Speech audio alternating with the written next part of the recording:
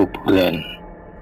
Mendengar kata kuburan, pasti semua orang tahu dan paham apa itu kuburan.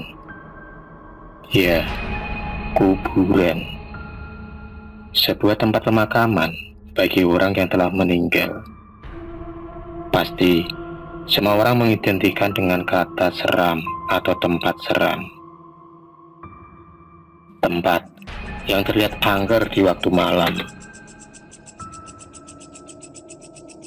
Kali ini kami akan menceritakan tentang sebuah pemakaman atau kuburan yang konon katanya dianggap paling angker dan wingit di kota Kudus. Kuburan itu bernama Kuburan Manisan. Mendengar kata Manisan, pasti sebagian masyarakat Kudus paham dan tahu akan cerita-cerita misteri yang menyelimuti kuburan tersebut. Kuburan Manisan sendiri terletak di Kecamatan Gebog, Kudus, Jawa Tengah. Di pemakaman ini cukup sering terjadi hal-hal yang menyeramkan, sehingga membuat orang-orang yang melintas di sana ketakutan. Banyak sudah orang yang mengaku pernah melihat penampakan-penampakan yang muncul dari arah kuburan tersebut, yang membuat mereka terkejut sekaligus ketakutan. Sudah tidak terhitung pula jumlah korban kecelakaan yang diakibatkan munculnya makhluk-makhluk astral yang sering menampakkan diri. Pernah juga ada orang yang mengaku dikerjai oleh penunggu kuburan Manisan yang mengelabui pandangan orang tersebut. Saat itu ada dua orang yang lagi naik motor berboncengan melintasi kuburan Manisan pada tengah malam. Sebut saja namanya Joko dan Supri. Saat itu, sekitar pukul 11 malam, mereka berdua lagi asik naik motor muter-muter di kota Kudus. Tak terasa, malah mereka melewati kuburan Manisan. Malam itu, suasana jalan memang agak sepi, karena malam telah larut. Dari kejauhan, terdengar suara-suara binatang malam yang saling bersaut-sautan, menambah suasana malam itu semakin angker dan terasa menakutkan. Namanya juga anak muda, malam hari dianggap seperti siang hari. Mereka berdua memacu sepeda motornya dengan santai sambil menghisap rokok. Ketika itu mereka memang berniat akan pulang ke rumah.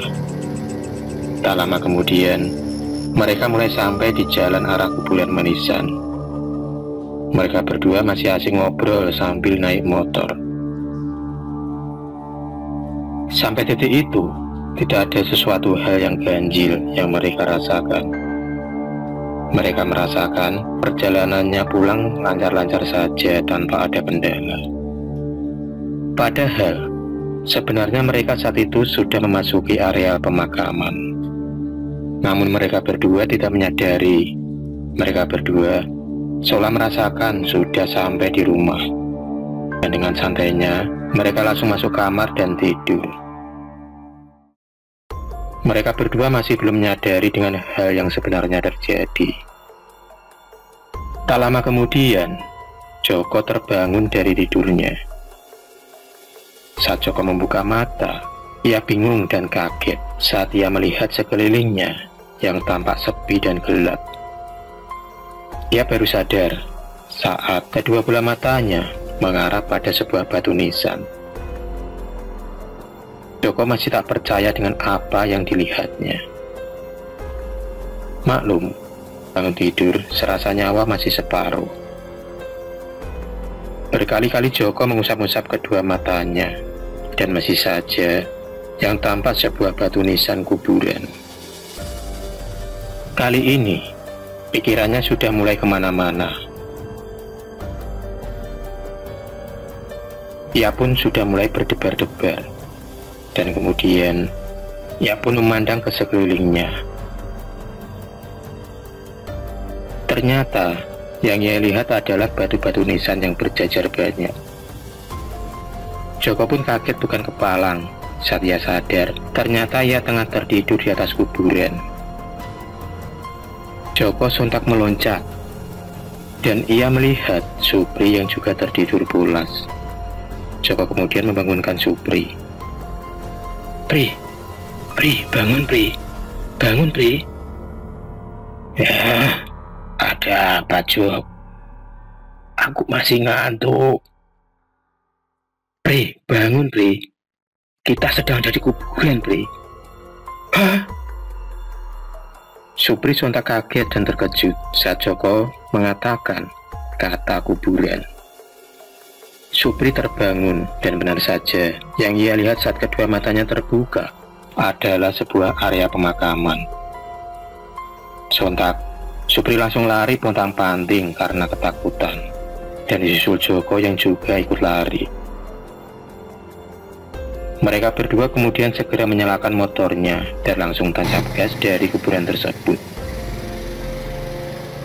Saat mereka ketakutan dan berlari itulah, mereka mendengar suara tawa yang menakutkan, yang membuat siapa saja yang mendengarnya pasti akan merinding bulu kuduknya. Saat gas motor mereka digeber meninggalkan area pemakaman, mereka melihat sesosok bayangan putih yang berkelebat terbang. Sosok bayangan wanita berambut panjang yang tertawa dengan tawa yang mengerikan dan menakutkan. Bukan hanya itu saja, samar-samar mereka berdua mendengar suara tawa yang terasa berat. Mereka berdua memacu motornya dengan sekencang-kencangnya. Akhirnya, Joko dan Supri sudah jauh meninggalkan lokasi pemakaman Manisan. Mulai legalah hati mereka berdua.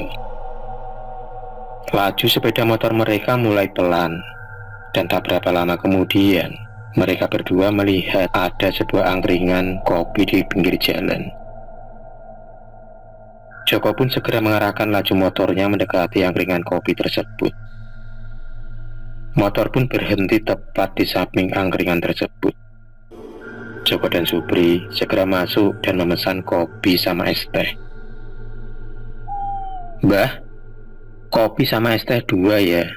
Kopi 2, es teh 2. Iya mas.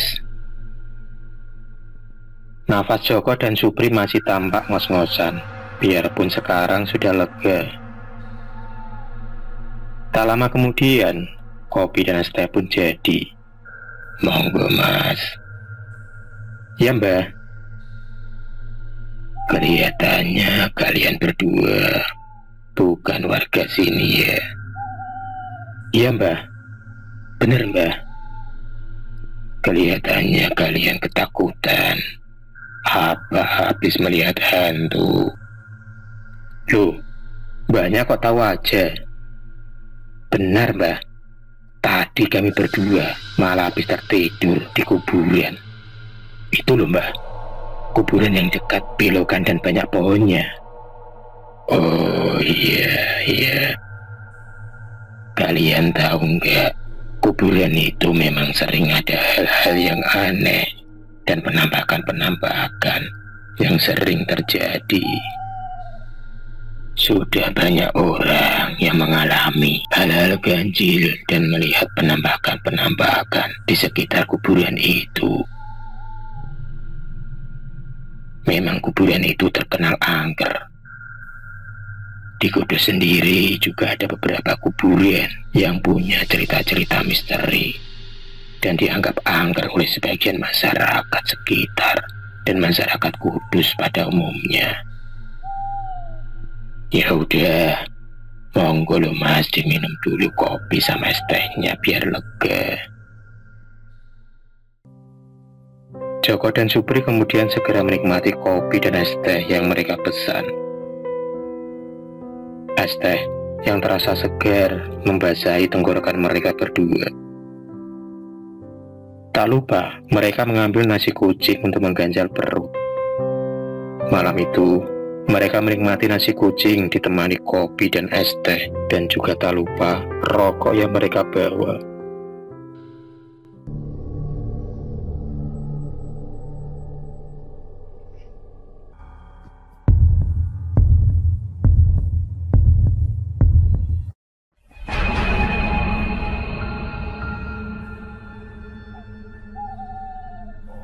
Terima kasih sudah menonton video cerita bergambar ini.